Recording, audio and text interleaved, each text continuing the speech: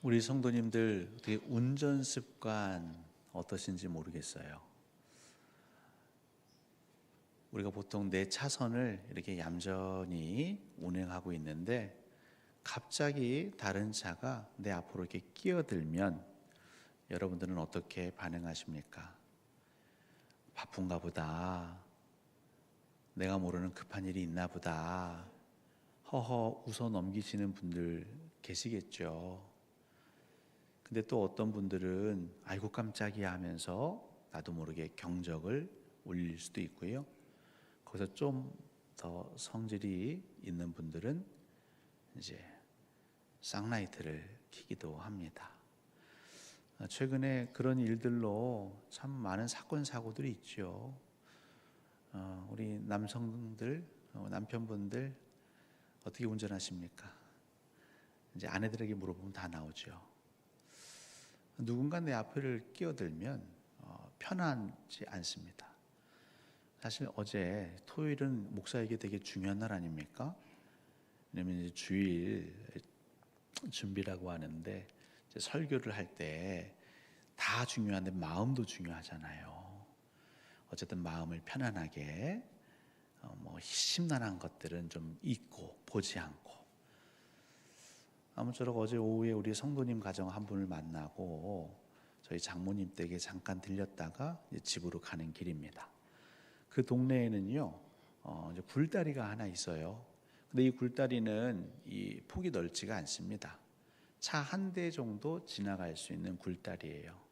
그래서 출퇴근 시간은요 거기가 난리가 나는데 어제는 토요일이고 오후경이었기 때문에 그냥 저는 편안하게 진입을 했죠. 그리고 그 진입할 때 하도 문제가 많으니까 그 앞뒤에 볼록 거울 같은 게 있어요. 그러니까 그걸 곁눈으로 보면서 저 맞은편에 차가 없구나. 그래서 진입을 합니다. 근데 제가 딱 진입을 하는 순간 또 어느 차 한 대가 승용차가 쏜살같이 머리를 들이밀더라고요. 그러면 우리 상식은 그 0.1초가 중요하잖아요. 제 생각에는 제가 0.1초 앞섰다고 생각을 합니다. 그 차가 뒤로 빠질 줄 알았는데 오히려 무섭게 앞으로 더 밀고 들어오더라고요. 여러분 제가 어떻게 했을까요? 제 평소 같았으면 저도 같이 밀어붙였을 텐데 이게 하나님의 은혜인지는 모르겠으나 그때 제가 우리 교회 파라나 팔도를 운행 중에 있었습니다. 제가 파라나 팔도를 얘기를 하는 건 저희 교회 승합차가 두 대인데요. 한 대에는 교회 옆면에 교회 이름이 없고요. 한 대는 교회 이름이 있어요.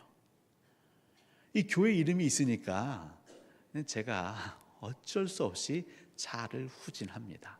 그런데도 속으로 분이 안 풀리는 거예요. 그래서 그 차 지나갈 때까지 계속 쳐다봤고 어떤 사람이 운전하나. 그리고 집으로 오는데도 괘씸한 거 있죠. 여러분 우리가 현대를 살아가는데 이럴 때가 종종 있어요. 부당하다. 내 권리를 침해당했다. 사람들이 그렇게 끼어드는 것만 하지 않잖아요. 오늘 설교 제목이 이제 간섭이 들어가죠. 간섭.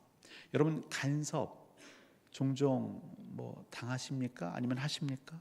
사전적 의미를 찾아봤더니 부당하게 참견하는 걸 간섭이라고 한대요. 부당하게. 그러니까 마땅한 이유 없이 이치에 맞지 않게 참견하는 걸 간섭이라고 하고, 참견은 뭡니까? 우리 대충 어감은 알지만 이 참견이라는 것도 누군가의 말이나 일에 끼어들어서 간섭하거나 영향력을 행사하는 걸 참견이라고 한대요. 여러분들이 어렸을 때 누군가가 여러분에게 그는 조언이라고 하지만 내가 느끼기에 간섭하고 참견하고 자꾸 훈수를 두면 마음이 어떠셨습니까? 유쾌한 사람은 없어요. 근데 더 중요한 건 뭔지 아십니까?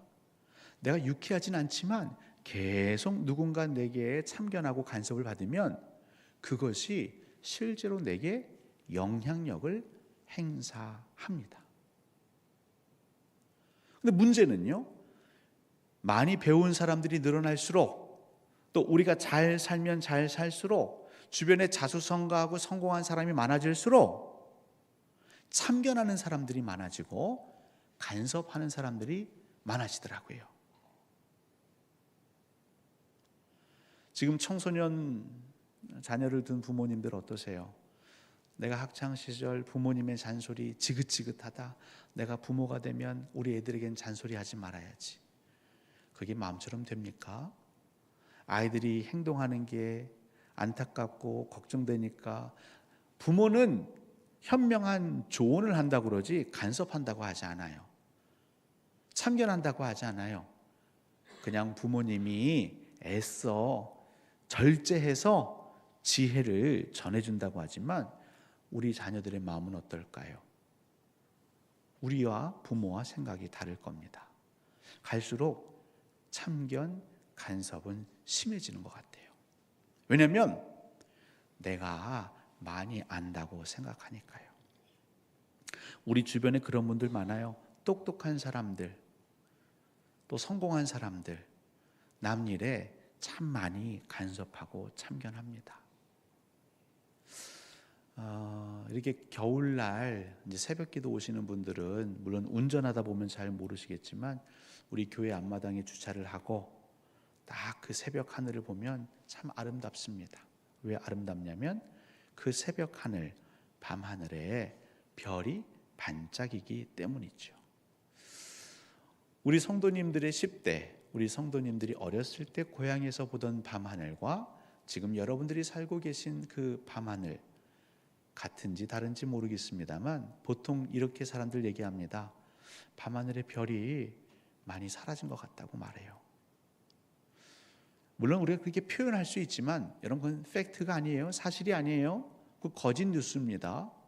여러분 밤하늘의 별이 사라지지 않았어요.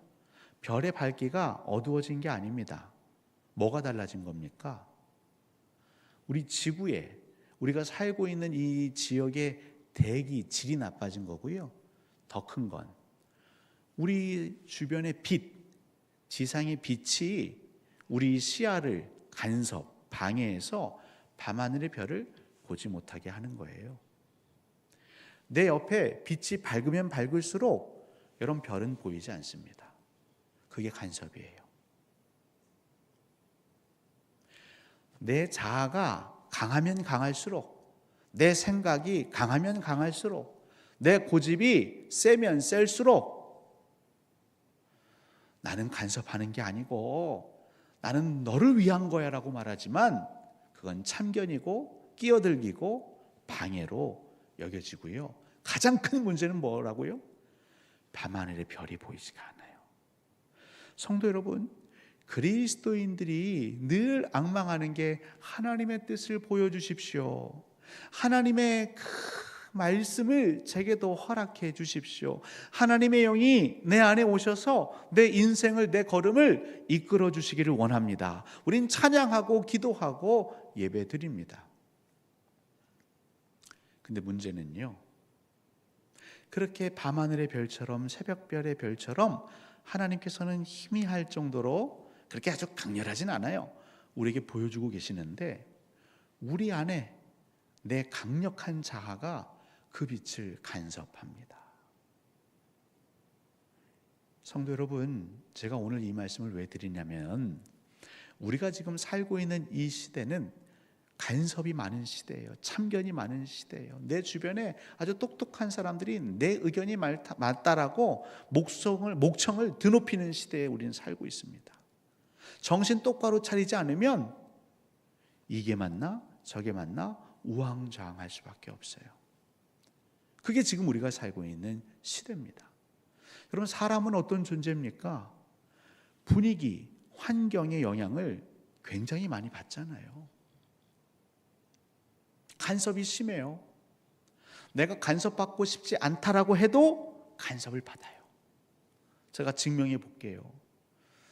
1970년대, 80년대는요, 이제 막 공업화가 이루어지면서 시골에서 일자리를 찾아 다 도시로 이주를 하죠. 그래서 도시에서 만났지만 그 가정생활을 보면요, 시골하고 다를 게 없어요. 왜냐하면 우리 대한민국은 오랫동안 유교 사상 또 가부장제의 영향을 받았기 때문이죠.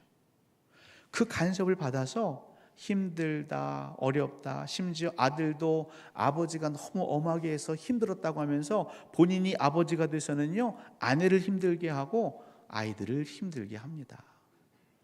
그래서 90년대, 2000년대 초반에 가장 큰 문제 중에 하나는요, 아들과 아버지 사이들이 안 좋아서 그것 때문에 상담들을 참 많이들 받곤 했지요. 그뿐이겠습니까? 어려운 때에 빠른 시간 안에 이 나라를 일으켜 세워야 되니까요, 우리 군대 문화가 사실 우리 전 사회에 뿌리 박혔죠. 상명하복, 수직적인 구조. 이게 얼마나 불편합니까? 그런데 2025년에도 많이 사라진 듯 하면서도 사라지지 않은 것 중에 하나가 무엇입니까? 여러분, 갑질이죠. 갑질. 알게 모르게 그 군대 문화의, 수직 문화의 잔재가 여전히 우리 안에 있어요. 갑질이라는 것으로. 나이가 많아서, 돈이 많아서, 아니면 내 경륜과 경력이 많아서 마치 내가 옳은 것처럼. 여러분, 우리는 여기에 자유하지 못해요. 이건 과거가 우리에게 영향을 준 것이고 간섭했던 것이라면 요즘은 또 어떻죠? 여러분, 스마트폰 없이 사실 수 없잖아요. 그죠? 이 스마트폰이 얼마나 우리를 간섭합니까? 수면도 간섭하고요. 심지어 예배 시간에 우리의 예배도 간섭합니다. 참견합니다. 집중하지 못하도록 만들어요. 심심할 때 나도 모르게 습관적으로 스마트폰을 켭니다. 유튜브 채널을 켭니다. 근데 그 유튜브 채널에 올라와 있는 그 많은 영상물들은요, 알고리즘이라고 들어보셨죠? 여러분들이 자주 봤던 것들을 이 녀석이 알아서 계속 노출시켜줘요. 나는 내가 주도적으로 이 영상들을 골라본 것 같지만 저렇지 않아요. 여러분, 인공지능에 의해서, 기술 문명에 의해서 선택적으로 여러분들에게 보여지는 거예요. 여러분, 우리가 주도적으로 사는 것 같지만 아니에요. 간섭당하고 살고 있어요. 참견당하고 살고 있어요. 그리고 그것이 우리 안에 자리하게 됩니다. 문제는 그 간섭의 빛이 강하면 강할수록 밤하늘의 별빛이 보이지 않아요. 하나님의 그 생명의 빛이 보이지가 않아요. 아무리 예배를 드려도 일주일에 한 번 예배를 드리는 걸 가지고는 주님의 음성이 들리지가 않아요. 유튜브로 끝나지 않죠. 요즘 우리 청소년들은요, 또 20대들은요, 아주 자연스럽게 무엇을 사용하냐면 생성형 AI 서비스를 활용한대요. 생성형 AI 서비스. 이게 뭐냐? 챗 GPT, 제미나이, 그러면서 영상은 어떤 AI 서비스 굉장히 많다고 합니다. 그래서 조금 열심히 살려고 하는 친구들은요, 이런 AI 서비스를 3개, 4개씩 구독하는 친구들도 있대요. 심지어 유료로. 여러분, 굉장히 무서운 거예요. 기도문을 쓰는데도 AI야, 이번 절기는 뭐고 대상은 어른들인 학생들, 이렇게 해서 주면 기도문이 쫙 나온대요. 그리고 우린 그걸 그냥 내 식으로 조금 다듬어서 기도하는 분들이 있어요. 설교자들도 그렇게 설교하는 분들이 있대요. 우리는 굉장히 큰 간섭을 받고 있고, 이건 더 심해지면 심해졌지 줄어들진 않을 겁니다. 여러분, 이런 변화의 시대를 살고 있는데 우리가 어떻게 하면 그 변화의 시대에 휩쓸려 가는 것이 아니라, 이 시대를 본받는 것이 아니라 마음을 새롭게 할 수 있을까요?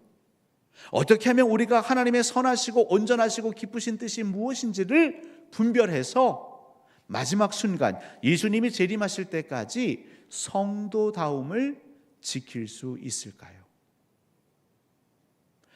올 한 해 시작하면서 여러분, 이 도전을, 이 숙제를 꼭 하셨으면 좋겠습니다. 우리가 오늘 읽은 출애굽기 9장 13절부터 21절, 지금 계속 반복되는 내용 같지만 오늘은 또 다른 이슈가 등장합니다. 여러분, 본문 보니까 이게 이제 벌써 7번째 재앙입니다. 그렇죠? 애굽 땅에 7번째 재앙이 이제 내리는 순간이에요. 하나님께서는 이스라엘 백성들을 데리고 나가시겠다고 하고 바로는 그럴 수 없다라고 말합니다. 그러면서 벌써 6번째 재앙이 애굽 땅에 내렸고, 그 피해는 고스란히 애굽 사람들이 당하게 되었죠. 지금 13절에 여호와가 다시 등장하셔서 모세 아론에게 너 아침 일찍 바로에게 가라 그렇게 말씀하셨거든요. 자, 이쯤 되면 여러분 한번 상상해 보세요. 모세와 아론이 여호와의 말씀대로 순종을 합니다. 그래서 아침 일찍 채비를 해서 바로가 있는 궁정에 이제 걸음을 옮기겠죠. 그럼 바로 궁정에 그 문 앞에서부터 문을 지키는 파수꾼들 아니면 경비병들이 모세와 아론을 보겠죠. 여러분, 7번째 재앙을 앞둔 시점에 그 애국 궁정에 파수꾼들, 경비병들, 모세 아론이 다가오는 걸 보면 어떤 마음이 들까요? 편안하진 않을 거예요. 물론 이 모든 게 너희들 때문이다 라고 생각하는 친구들은 마음이 굉장히 불편할 거고 화가 날 거고요. 그러면서도 진짜 모세와 아론, 이스라엘 백성들이 믿는 하나님이 우리 이 땅에 재앙을 내리신 거라면 어떡하지 하면서 두려워하는 이들도 있겠죠. 모세 아론이 점점 가까이 오면 가까이 올수록, 그리고 그 왕궁에 들어서서 바로가 있는 그 길까지 통과하면서 수많은 신하들을 거쳤을 텐데요, 아마 신하들은 수군거리기 시작했을 겁니다. 야, 오늘은 또 어떤 일 때문에 온 거야? 또 이 땅에 무슨 재앙이 벌어지는 건 아닐까? 염려하는 사람도 있을 거고, 괴로워하는 사람도 있을 거고, 아주 저 녀석들 꼴도 보기 싫다라고 화를 내는 사람도 있을 겁니다. 요즘 같은 시대라면 여론조사를 돌려보면 어땠을까요? 이 시기에 바로의 국정 지지도, 얼마나 나라를 잘 다스리고 있는지 그 지지도 여론조사했으면 어땠을까요?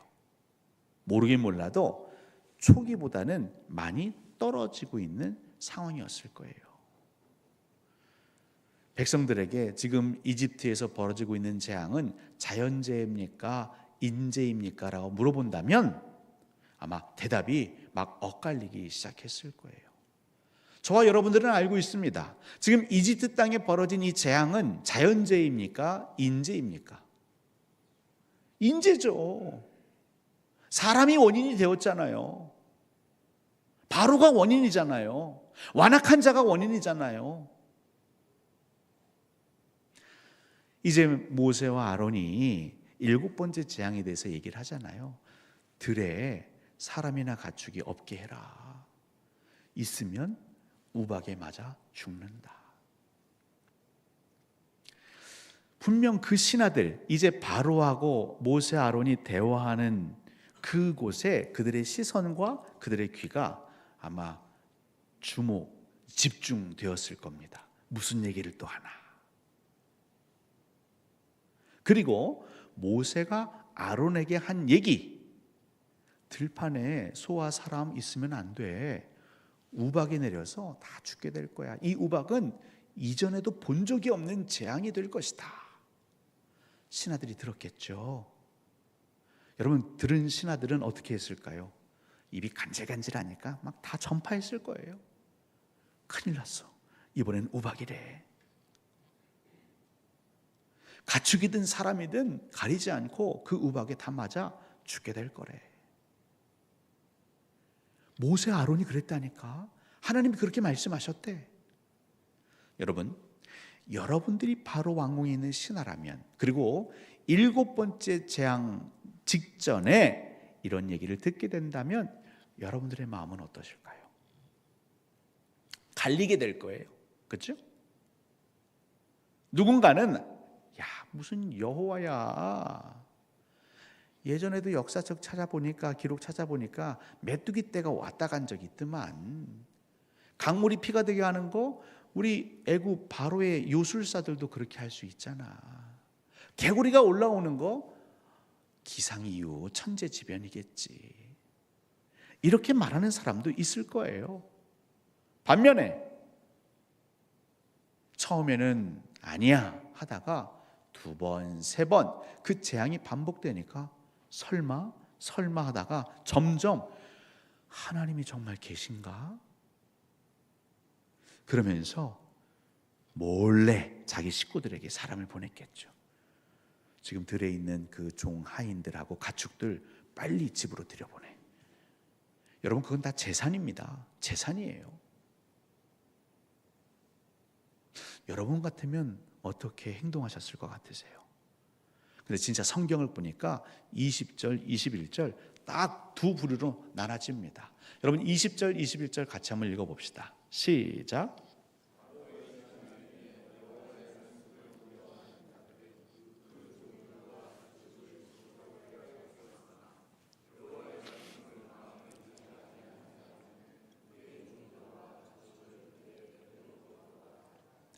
여기서 핵심은요, 신하들 중에 두 부류가 있는 거예요. 여호와의 말씀을 어떻게 하는 자?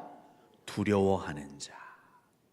근데 21절을 보니까 21절에서는 여호와의 말씀을 두려워하지 않는 자 이렇게 표기하지 아니하고 어떻게 기록했습니까?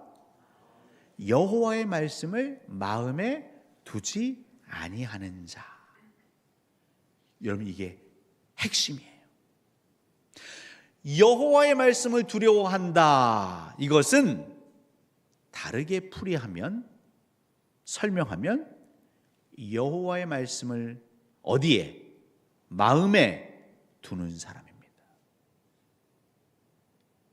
여호와를 경외한다라는 건 하나님의 말씀을 내 마음과 생각에 둔다라는 거예요.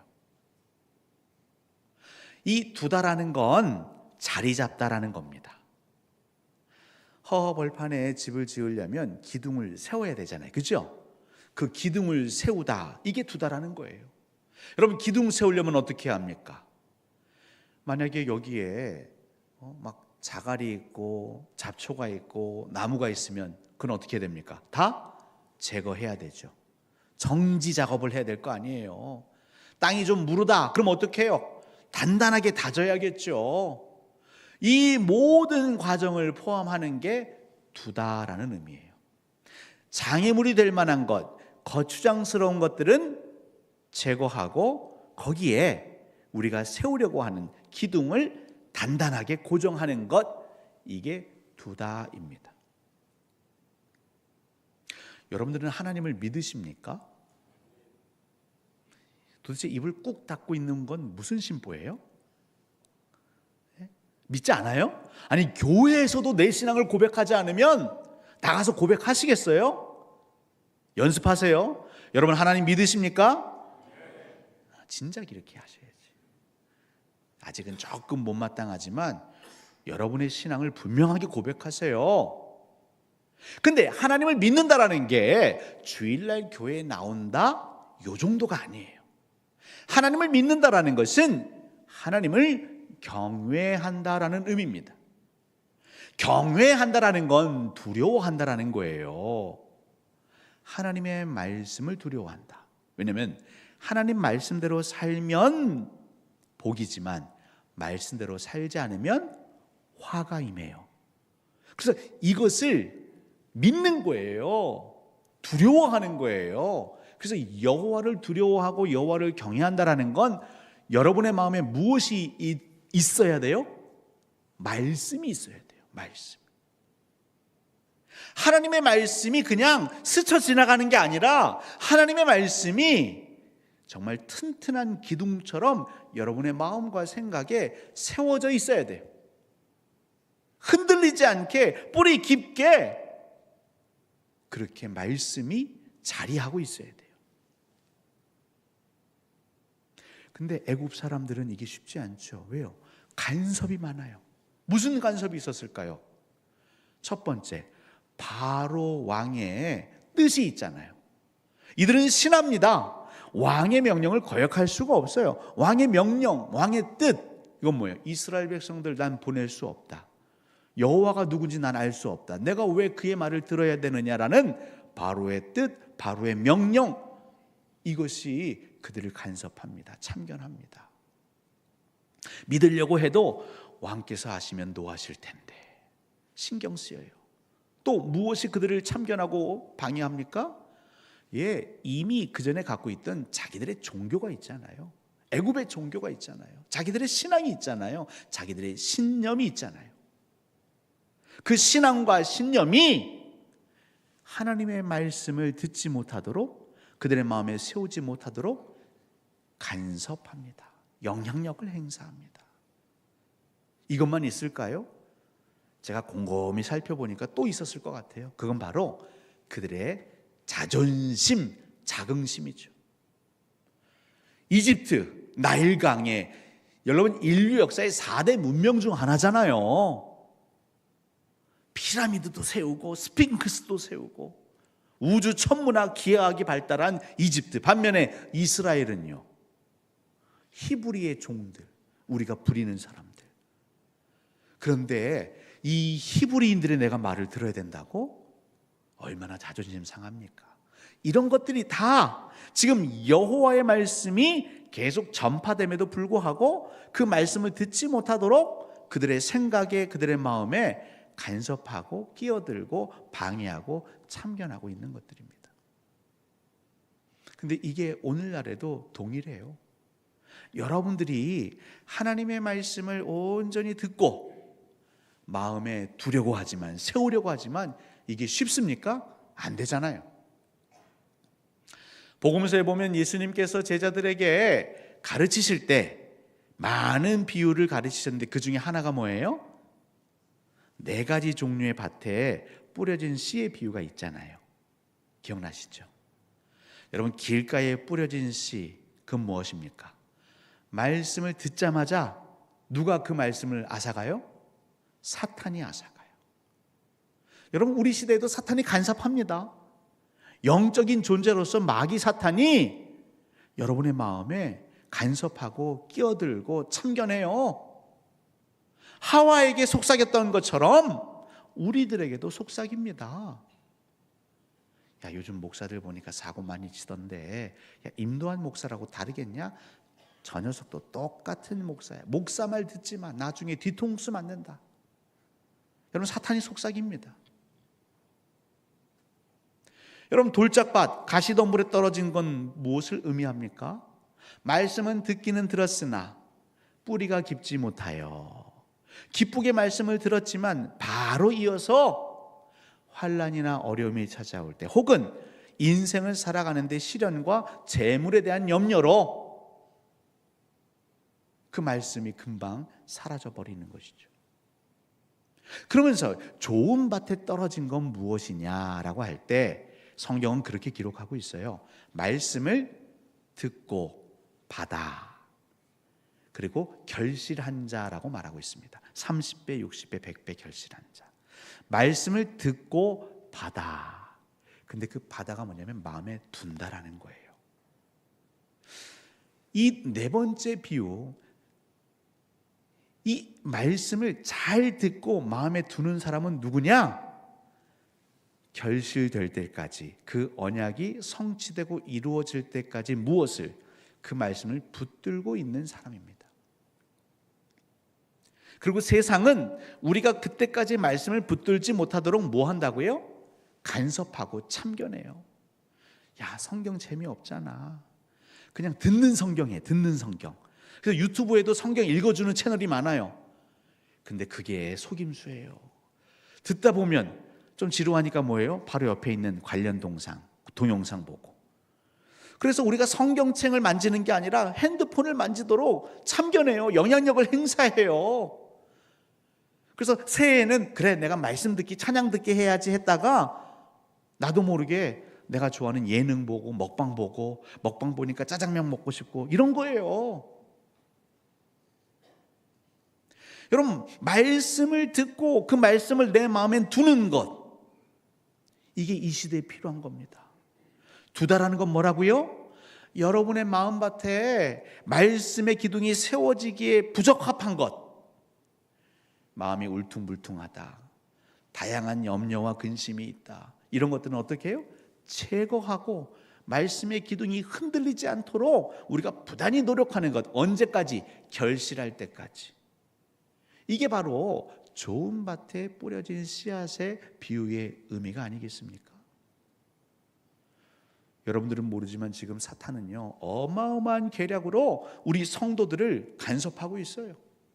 교회는 나오지만 나름 직분을 가지고 봉사한다고는 하지만 여러분의 심령이, 여러분의 내면이 약해지도록, 부실해지도록, 흔들리도록 엄청나게 참견하고 영향력을 행사하고 있습니다. 정신 바짝 차리셔야 돼요. 나는 여호와 하나님의 말씀을 마음에 두고 있는가? 이 두는 일에 힘쓰고 있는가? 여러분 힘쓰고 계세요? 주일 나와서 예배드리는 것 힘쓰시는 거지만 이 한 번의 설교 여러분 힘썼다라고 말할 수 없어요. 어떻게 힘쓰고 계십니까? 여러분 힘들겠지만 그래서 시심에 참여하라는 거예요. 사람은 그렇더라고요. 내가 아무리 100번 들어도 그것들을 잘 정리해서 내가 한번 말하는 것만 못해요. 여러분들에게 주신 그 은혜를 나름 정리하고 다듬고 그렇게 해서 내 목소리로 고백할 때 그 말씀이 여러분의 마음에 자리하는 거예요. 맨날 누가 한 거 듣고 이건 잘했네 못했네 평가하는 거 마음에 두는 거 아니에요. 언제까지 여러분 여호와를 두려워하지 않으실 겁니까? 여호와를 두려워하세요. 여호와를 두려워한다는 건 말씀을 마음에 두는 겁니다. 우리 광주동산교회는 우리 성도들이 말씀을 마음에 두도록 동산 모임도 하고 시심도 하는 거예요. 제가 신년 기도 제목을 보다 보니까 어떤 분들은 필사를 결단한 분들이 있어요. 왜 필사합니까? 마음에 두려고. 하나님의 말씀을 마음에 두는 방법은요, 눈과 귀와 우리 손과 입, 이 모든 하나님 주신 이 기능을 총체적으로 종합적으로 활용할 때 말씀이 마음에 세워지는 것입니다. 제발 귀만 커지고 말만 하는 그게 아니라 삶으로, 그래야 이 변화의 시대를 우리 교회가 잘 넘어설 수 있습니다. 우리 성도님들, 여러분들에게 무엇이 방해하고 참견하고 간섭하는지는 모르겠어요. 근데 분명히 있을 겁니다. 그걸 찾아내십시오. 그리고 그것들은 계속 제거해 가시면서 힘들고 불편하지만 내게 주신 말씀을 여러분의 마음에 두는 구체적인 결단들을 꼭 연초에 세우시고 그렇게 또 실천하시기를 주님의 이름으로 소원하고 축원합니다. 우리 주님 찬양합시다. 함께 일어서서 우리 예수의 이름으로 찬양으로 영광 올려드리겠습니다.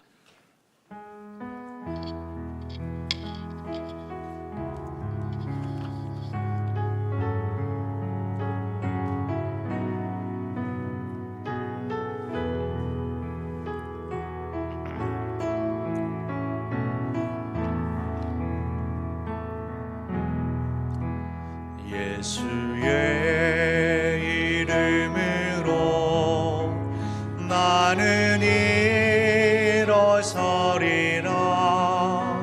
주가 주신 능력으로 나는 일어서리라.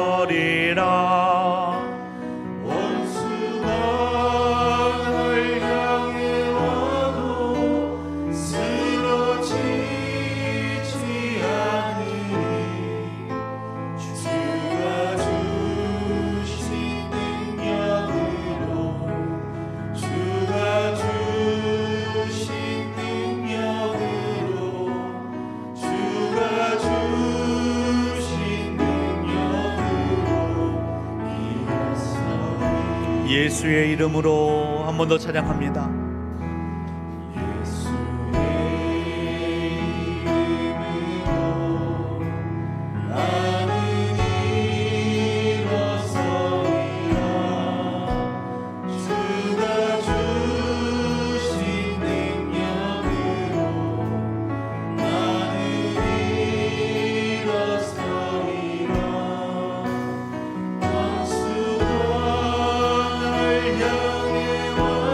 주